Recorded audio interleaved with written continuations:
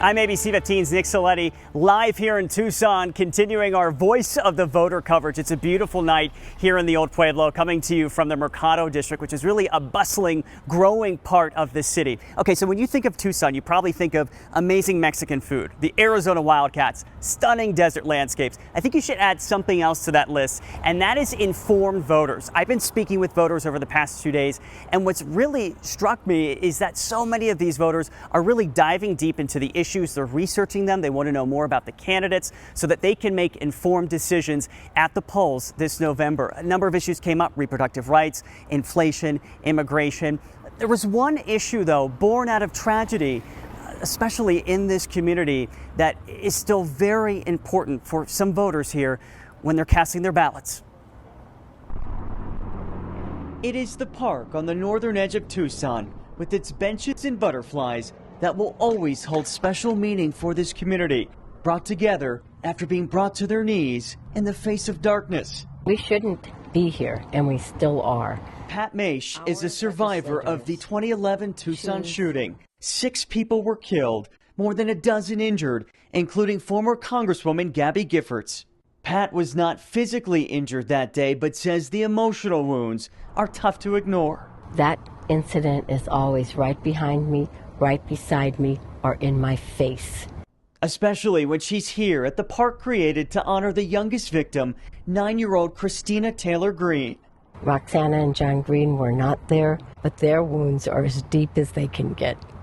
Their little girl is dead, longer than she is alive. And so today, Pat continues to fight for Christina and others whose voices have been forever silenced. It's now my #1 social justice cause. But with each shooting in this country, Pat worries some have become numb to the noise and the pain. When you hear politicians offer thoughts and prayers, but there's no action behind it, how does that make you feel? They're saying to me, go yourself. That's what I really think.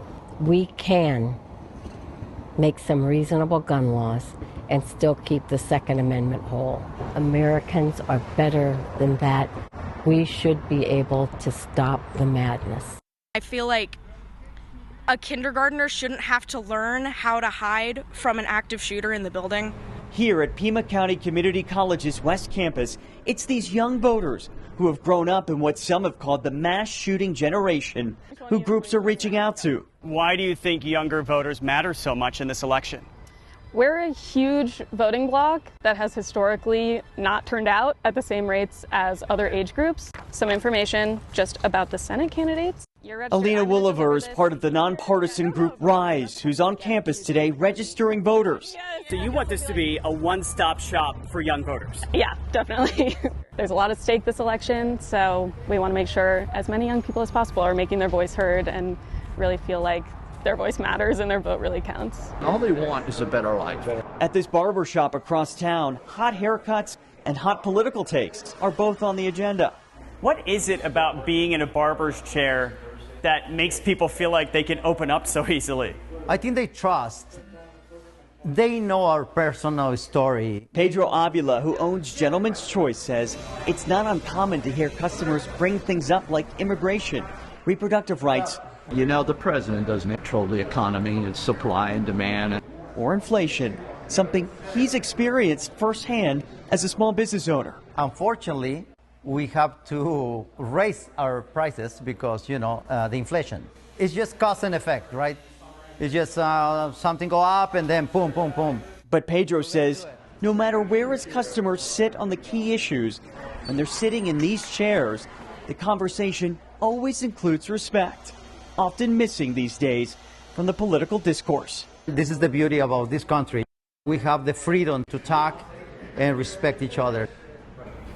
And I have to tell you, it was great just to be fly on the wall there at Pedro's barbershop. And we can all agree on that. I think we could use more civility, respect, and compassion when it comes to these conversations. I do want to mention, as we talked about before, This is typically a Democratic stronghold in Tucson and across Pima County, but Republicans are hoping to cut into those leads this year. There's also a very competitive congressional race that's happening. CD6, Juan Ciscomani, the Republican, won back in 2022 by about 5,000 votes, beating Democrat Kristen Engel. It's a rematch this year. All eyes are on that. Driving around town, I can tell you I've seen more signs for that race, I think, than any other. Shows you a lot of money's being pumped into that, and a lot of eyes are on that race because there could be, of course, a flip in the House who controls it, and that could actually happen in that race as well. So, of course, we'll have to see what exactly happens with that. More from our panel coming up as our Voice of the Voter series continues. Coming up in just a few minutes, guys.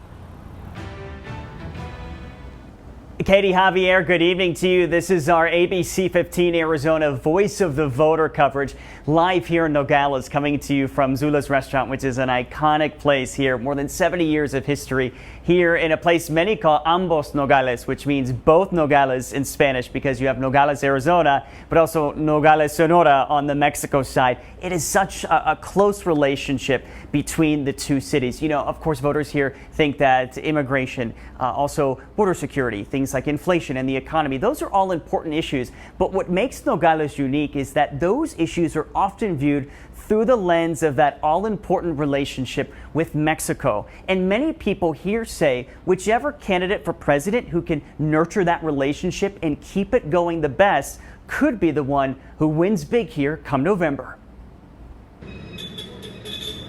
A constant commotion of forklifts, trucks, and movement. Not only here in this 44,000 square foot warehouse, but also back and forth across the U.S.-Mexico border. It's all in a day's work for Guillermo Valencia. I tell people that don't know anything about what a customs broker is that we're travel agents for freight. It's an industry Guillermo knows well. He's been doing it for more than 40 years, starting off in his dad's basement with just $500. There's a certain amount of pride, you know, a lot of hard work. His warehouse was full of activity when I stopped by, but there are a few things he worries could stop them in their tracks. How concerned are you about the possibility of tariffs? Very much. Tariffs is a tax. There's no ifs, ands, or buts. While he supports tariffs on unfair trade practices, Guillermo says creating what he says are unnecessary tariffs on all imports hurts businesses at all levels, and worries about the potential impact on that all too crucial relationship with Mexico. How important is the relationship with Mexico to what you do? Extremely. If there wasn't a relationship with them, we wouldn't be in business. What happens in Mexico, if it's good, we have a positive impact here. Former Santa Cruz County Sheriff Tony Estrada immigrated from Nogales, Sonora when he was just a baby. While he says the economy and inflation matter here, there's something else that he says is even more important. Currently, what do you feel like are the big political issues people in this community are facing? Well, I think right now the damaging rhetoric. Anytime anybody attacks Hispanics, obviously, it affects the people, our neighbors across the border. Estrada, who is a Democrat and plans to vote for Vice President Kamala Harris, believes that could be a major motivating factor at the polls for other Nogales voters in an area historically seen by many as a safe haven for Democrats. I'm a Democrat, and I will vote for Harris.